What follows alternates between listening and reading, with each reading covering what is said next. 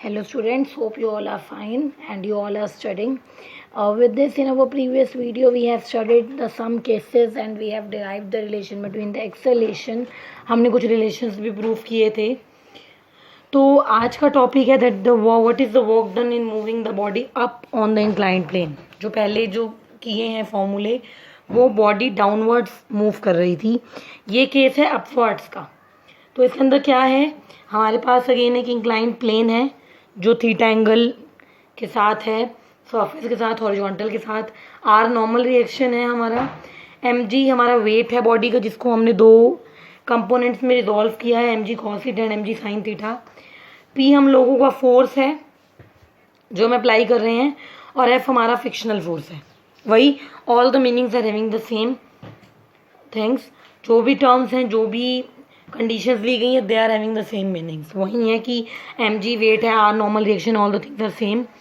तो अगर मैं इस इक्वेशन को देखूँ, इस फिगर को देखूँ, then we have R is equal to m g cos theta. जो हमारा आर है वो एम जी कॉस थीटा के इक्वल हो जाएगा और जो पी है that is equal to m g sine theta plus F.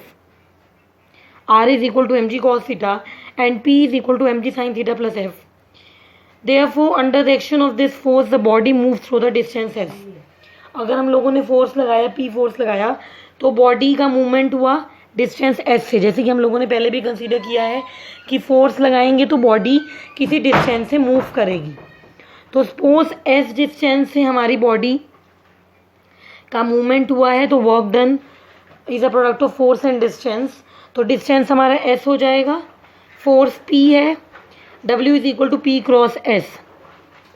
P की वैल्यू है m g sine theta plus F into S और F की वैल्यू अगेन म्यू आर है और म्यू हमारा कोफिशिएंट ऑफ फ्रिक्शन है.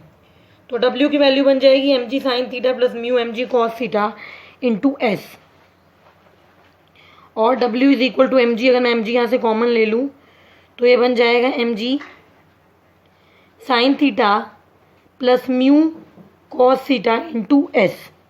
तो ये मेरा वर्क डन का एक्सप्रेशन है when the body is moving up on the inclined plane. Again repeating कुछ नहीं किया, हमने लिया कि हमारी जो बॉडी है वो एस डिस्टेंस से मूव हुई है. बॉडी पर जो पी जो हम लोग फोर्स लगा रहे हैं वो पी है, पी इज अप्लाइड फोर्स. तो work done again P cross S होगा एंड पी की जो वैल्यू है वो m g sine theta plus F है. तो उसको यूज़ करके हम लोगों ने प्रूफ कर दिया कि वर्क डन की वैल्यू जो है वो m g into sine theta plus mu cos theta into s होगी. Now the next term is, the next thing is what is centripetal and centrifugal force. The force required to move the body on the circle. एक ऐसा force, जब आप किसी body को एक circular motion में circumference पे मूव कर रहे हैं तो कुछ फोर्स हमें लगाना पड़ता है. तो वो फोर्स जो हम लोग लगा रहे हैं वो हमारा सेंट्रीपिटल फोर्स है. The force required to move the body on the circle.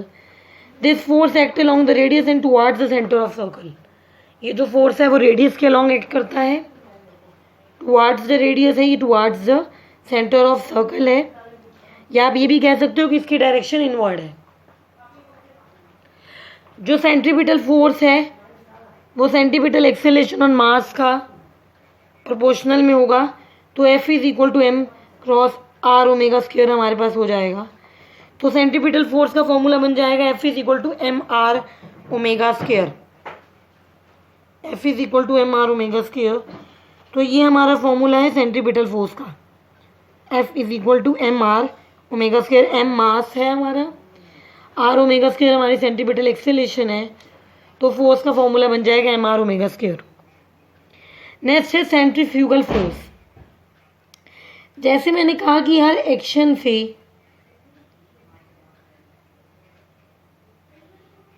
एक रिएक्शन जरूर रहता है, ऐसे ही सेंट्रीपिटल फोर्स का अगर एक एक्शन है, सेंट्रीपिटल फोर्स अगर अपने आप में एक एक्शन है तो उसका रिएक्शन सेंट्रीफ्यूगल फोर्स है. सेंट्रीफ्यूगल फोर्स को आप कैसे डिफाइन करोगे? The force arises when the body is moving along the circular path by virtue of tendency of body to regain its normal straight line path. इस definition को अच्छे से समझने के लिए ज़रूरी है समझना कि हम लोग एक एग्जाम्पल लें और एग्जाम्पल से समझने की कोशिश करें. फॉर एग्जाम्पल मेरे पास एक स्टोन है, एक पत्थर है जिसको हम लोगों ने एक धागे से बांधा हुआ है और उसको हम सर्कुलर मोशन में रोटेट कर रहे हैं। The force F1 is applied on the stone by hand. जो हमारा हाथ है वो स्टोन पर F1 फोर्स लगा रहा है। जब हमारा जो स्टोन को हम लोगों ने बांधा हुआ है तो F1 फोर्स कौन सा है? जो पत्थर पर हाथ की वजह से लग रहा है। अब जो हमारा अगर एक फोर्स पत्थर की वजह से हाथ पर लग रहा है या पत्थर पर लग रहा है हाथ की वजह से, तो हमारे पास एक फोर्स हमारे हाथ पर भी लगेगा। अगर एक पत्थर हाथ पर फोर्स लगाता है तो कुछ फोर्स उस पत्थर पे भी लग रहा है। जैसे कि पहले केस में अगर हम और डिटेल में करें, पहले केस में F1 फोर्स जो है वो पत्थर पर लगा तो कुछ फोर्स हाथ पर भी लगेगा। वो जो फोर्स है वो हमारा F2 है। F1 फोर्स कौन सा है? वो फोर्स जो पत्थर पर लगा है, हाथ ने जो लगाया है, पत्थर पर जो फोर्स लगा है वो F1 है और जो फोर्स हैंड पर लगा है वो F2 है। तो ये वही केस बन गया कि एक्शन और रिएक्शन। ठीक है, जो F1 फोर्स है वो हमारा सेंट्रीपिटल फोर्स है। इस केस में जो F2 फोर्स है वो हमारा सेंट्रीफ्यूगल फोर्स है। जो F1 फोर्स है वो सेंट्रीपिटल फोर्स है, उसकी डायरेक्शन इनवर्ड है, नजर आ रही है यहाँ पर। जो सेंट्रीफ्यूगल फोर्स है उसकी डायरेक्शन आउटवर्ड्स है, वो भी उसकी डायरेक्शन दिख रही है कि वो बाहर की तरफ है। ठीक है, तो F1 फोर्स कौन सा है? जो पत्थर पर लग रहा है। और F2 फोर्स कौन सा है? जो स्टोन, जो हमारे हैंड पर लग रहा है। दो फोर्स हो गए। अब स्टोन को आप लोग मूव कर रहे हैं सर्कुलर पाथ में, तो स्टोन कोशिश करेगा कि वो सर्कुलर पाथ में मूव ना करे या फिर वो एक सिंपल एक लीनियर स्ट्रेट लाइन में मूव करना शुरू कर दे। तो वो सब रोल सेंट्रीफ्यूगल फोर्स की वजह से ही आ रहा है। That force is rising due to centrifugal force only. तो ये फर्क है दोनों फोर्सेस में, सेंट्रीपिटल और सेंट्रीफ्यूगल। दोनों एक्शन एंड रिएक्शन है। सेंट्रीपिटल लगा तो उसके रिएक्शन में सेंट्रीफ्यूगल फोर्स जो है हमारा वो एक्ट हुआ। मे बी आप लोगों को लगे कि ये टॉपिक थोड़ा सा अटपटा है, थोड़ा अलग सा जा रहा है, या कहीं पे ऐसा लग रहा है कि नहीं कंफ्यूजिंग सा है। ऐसा नहीं है, एक बार पढ़िए, दो बार पढ़िए, हो जाएगा, इतना टफ नहीं है। तो दो इंपॉर्टेंट टॉपिक हैं कि सेंट्रीपिटल और सेंट्रीफ्यूगल फोर्स क्या है। उसके अलावा हम लोगों ने देखा कि एक बॉडी है हम लोगों के पास, वो अप ऊपर की तरफ मूव कर रही है, तो उस पर किस तरीके से फोर्स लगते हैं, कौन से फोर्सेस लगते हैं, हम लोगों ने ये देखा। अब हमारे पास है कि बैंकिंग ऑफ रोड्स, क्या फिनोमिना है हमारा बैंकिंग का, ये देख लेते हैं। क्या होता है बैंकिंग? बैंकिंग जो है वो रिलेटेड है सर्कुलर एज से, कि जब आप किसी रोड पर एक सर्कुलर टर्न लेते हैं, तो अगर आपने बहुत अच्छे से देखा हो, ठीक है, वो अब आजकल कंस्ट्रक्शन कुछ इस तरीके से की जाती है कि हमें पता ही नहीं चलता।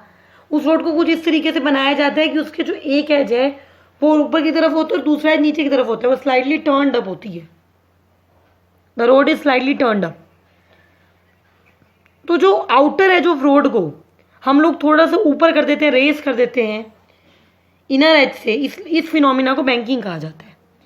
What is banking of road? The phenomenon of raising the outer edge of road above the inner edge is termed as the banking.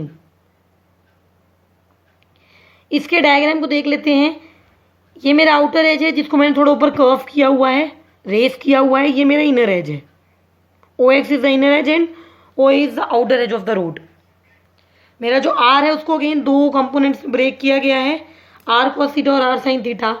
और जो फ्रिक्शनल फोर्स है F, उसको भी दो कंपोनेंट्स में ब्रेक किया गया है, F cos थीटा और R sin थीटा की सेम डायरेक्शंस हैं। और weight mg, that as we all know which acts downward, is in the same direction as F sin theta. तो यहाँ पर मेरा जो R है उसको मैंने दो कंपोनेंट्स में ब्रेक किया है, R sin थीटा और R cos थीटा। जो मेरा वेट, एक मेरा वेट mg रहेगा जो डाउनवर्ड एक्ट करता है। दो फोर्सेस हैं, एफ साइन थीटा और एफ कॉस थीटा, जो एफ फोर्स को हमने ब्रेक किया है दो कंपोनेंट्स में। वही सेम मीनिंग्स हैं जो मैंने बोले हैं, वही मैंने यहाँ पर लिखा है, डिफाइन किया है। अब आर कॉस थीटा की वैल्यू होगी mg plus F sine theta, और r sine theta plus F cos theta की वैल्यू होगी सेंटीप्रिटल फोर्स, जो कि होता है mv स्क्वायर बाय आर, या m जिसकी वैल्यू है mv स्क्वायर बाय आर, या फिर ये वाली वैल्यू जो मैंने भी डिफाइन भी करवाई थी, that is m are omega square. मैंने अपने आर्टिकल में, इस पर्टिकुलर आर्टिकल में हम लोग वैल्यू ली है mv स्क्वायर बाय आर। दो इक्वेशंस बन गई, R cos theta is equal to mg plus F sine theta and R sine theta plus F cos theta is equal to mv square by R. With this R cos theta का expression हम लोगों के पास आ चुका है, R sine theta की expression. Again I have written the same equations. क्या किया यहाँ पर, जो हमारा एफ है उसकी जगह हम लोगों ने म्यू एस आर ले लिया है। म्यू एस हमारा क्या है, कोएफिशिएंट ऑफ स्टैटिक फ्रिक्शन है। फर्स्ट एक्सप्रेशन से आर की वैल्यू निकाल लीजिए, that is equal to mg by में cos theta minus mu S sine theta, और सेकंड एक्सप्रेशन में आर की इस वैल्यू को पुट कर दीजिए। Again I am repeating, first expression से आर की वैल्यू निकालिए और सेकंड एक्सप्रेशन में इस वैल्यू को पुट कर दीजिए। ये सब करने से हम लोगों के पास वी स्क्वायर की वैल्यू आ जाएगी, v square is equal to are g bracket sine theta plus mu cos theta by cos theta minus sine theta. इस टर्म से कॉस थीटा कॉमन ले लीजिए, बाकी सब सिंपल मैथ है कि tan theta sine theta by cos theta होता है। कि मैंने इस टर्म को कैसे सिंप्लीफाई किया है, simplifying this term we will obtain v is equal to are g into mu s plus tan theta divide by 1 minus mu s tan theta whole raise to the power 1/2, under root है पूरे के ऊपर। So this is the expression for v, ये हमारा v का expression है। So in this video we have derived the expression of v that is related to banking of roads, and I am also going to consider this topic again in class in next video because ये एक नया topic है, एक अलग तरीके का topic है।